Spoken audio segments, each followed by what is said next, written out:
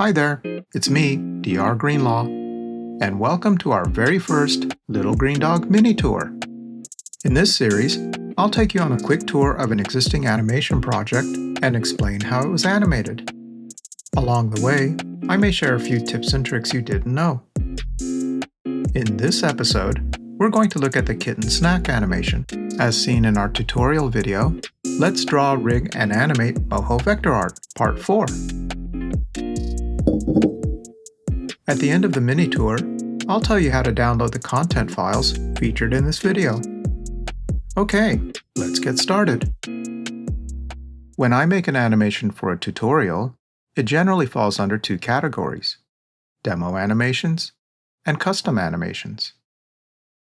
A demo animation is related to the tutorial lessons, and a custom animation is usually a funny gag I slip in just for fun. Kitten Snack is a custom animation.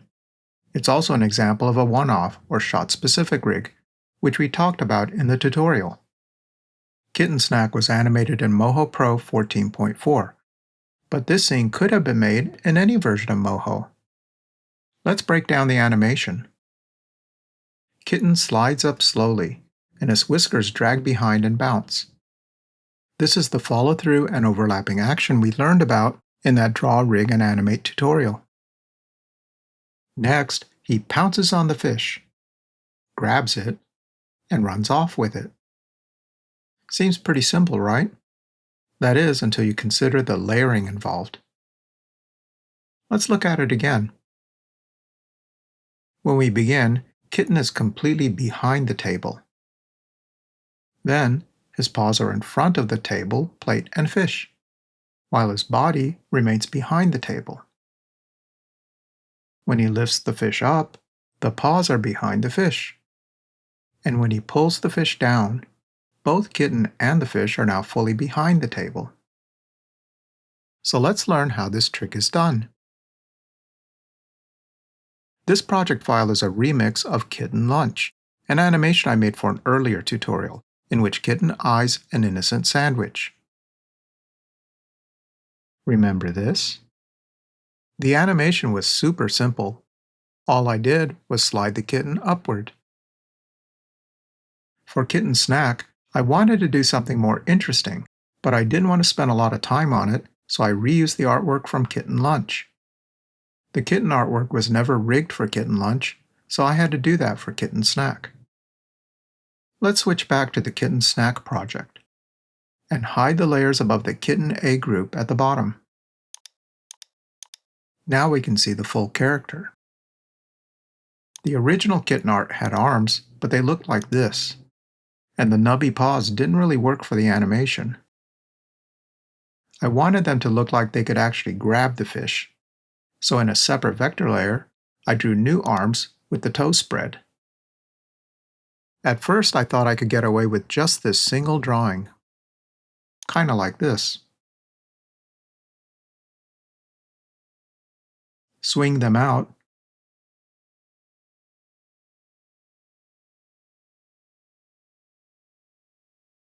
foreshorten them by shrinking the bones,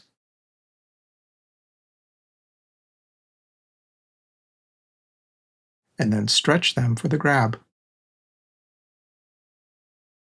That would have been okay, I guess, but I decided it would look better to add two more drawings in a switch layer. Let's look at them in the switch selection window.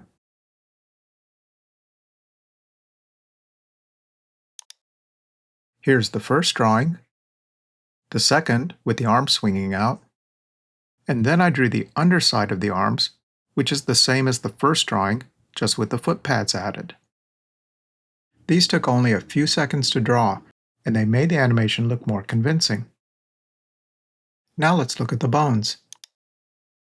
I wanted the arms to swing out to the sides, so I made a basic rig to do just that. Here's the root bone, the body and head bones, and the arms. I didn't actually animate the head or body bones, but they were easy enough to add in case I needed them. By the way, I didn't bother to erase the old legs because they stayed hidden behind the table. If you can't see it in the final animation, don't worry about it.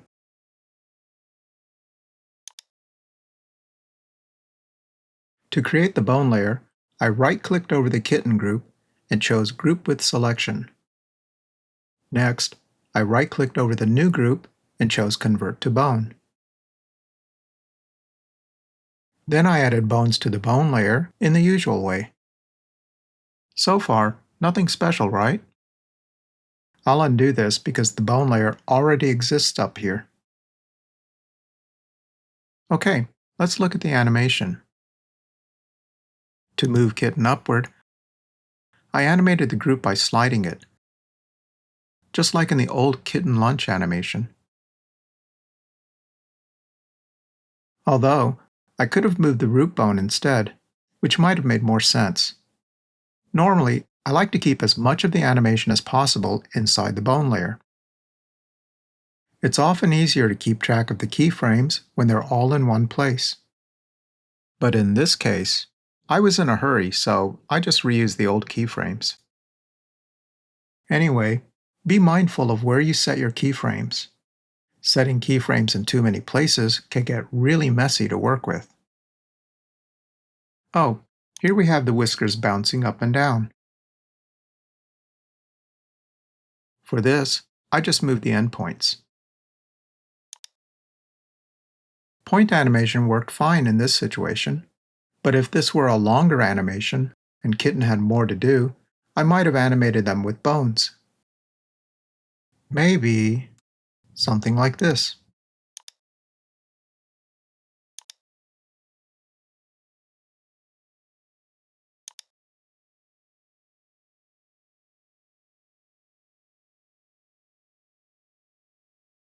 Draw a whisker with 3 points.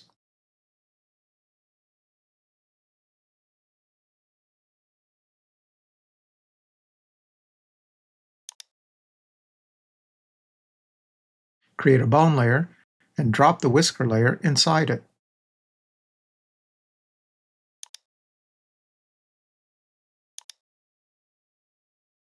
Add a long bone that runs the length of the whisker. Then a point bone on the end and one in the middle. Make sure these are both parented to the long bone.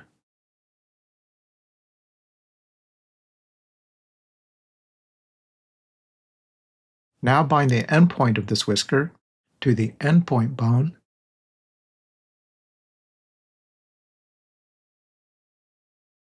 and the middle point to the middle point bone.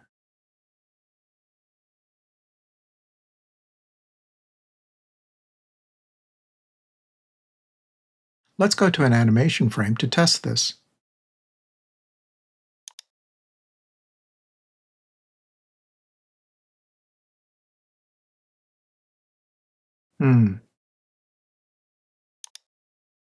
I'm going to increase the curvature for this point. Yeah, that looks nicer. Now copy the curvature keyframe to frame 0. And delete these keys. Okay, let's go back to the test frame and rotating the big bone angles the whisker. Moving the end bone bends the whisker. And moving the middle bone allows me to bow the whisker. To be honest, this setup is way overkill for the kitten animation. But it's one example of how bones can be used to flex something as it bounces. For the Kitten Snack animation, yeah, just moving the points up and down was the right choice. No bones were necessary to do this. Let's look at what's going on with Kitten's arms. As the arms move outward, I'm switching to the other drawings in the switch layer. This gives the arms more weight and energy than if I had used only the single drawing.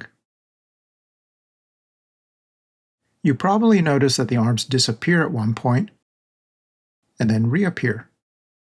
This has to do with the animated layering I mentioned at the beginning of this mini-tour. In Moho, there are many ways to animate the stacking order of layers and shapes. For this animation, I decided to animate the visibility of duplicate layers, or in this case, reference layers, which are a special type of duplicate. To explain how this works, let's turn on the fish layer. Open the desktop group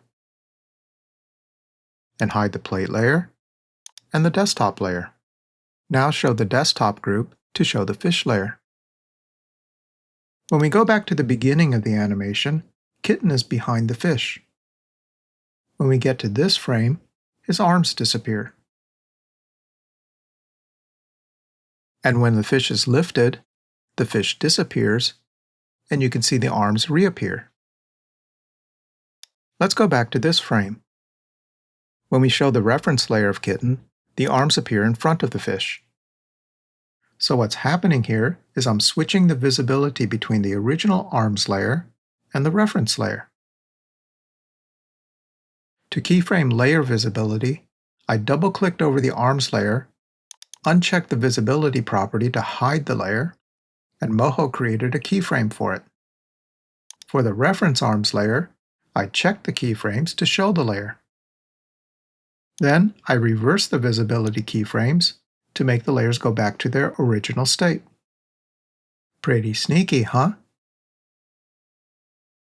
I guess you might be wondering, why did I use a reference layer instead of a regular duplicate layer? A reference layer is a special type of duplicate where its keyframes are connected or referenced to its original layer.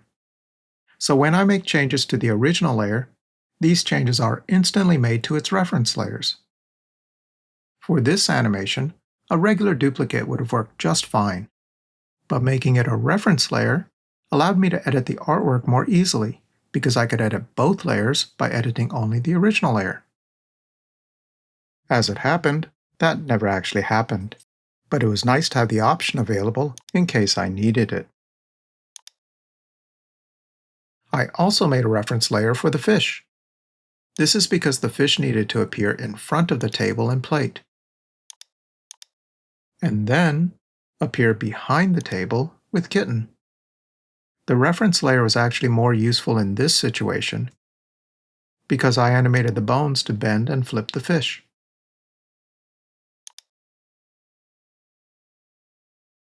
The original fish layer is inside the desktop group, and I did all the bones animation for the fish here. When I changed the animation in the original, the changes were automatically applied to the reference layer behind the desk layer. Then I animated the layer visibility like I did with the Kitten layers.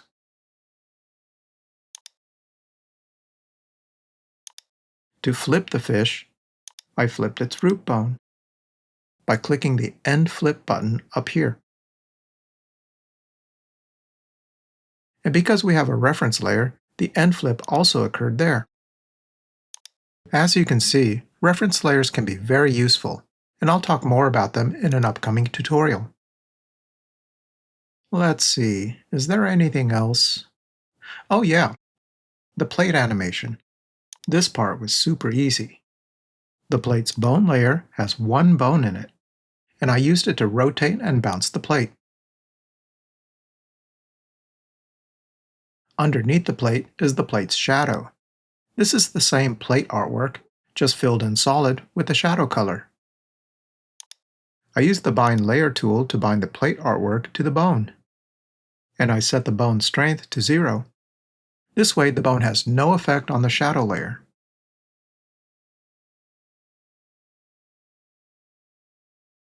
Animating the shadow was even easier. I just scaled the size up and down. Yeah, it's pretty basic, but that's all it needed to be. And that's about it. This animation was not complicated, but as you can see, I thought very carefully about how to do it so I wouldn't spend too much time on it.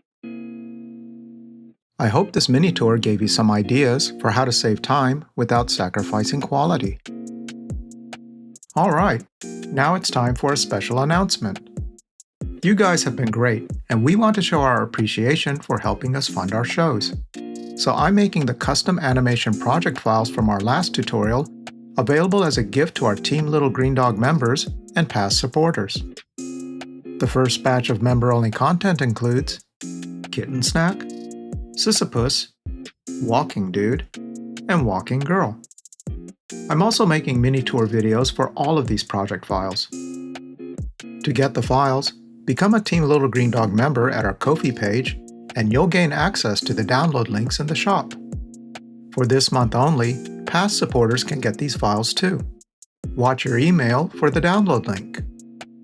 In the future, you'll need to become a Team Little Green Dog member to download new member-only content. That's fair, right?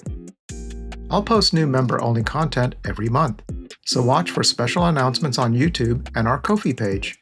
Good deal! If you're not ready to become a team member yet, don't worry.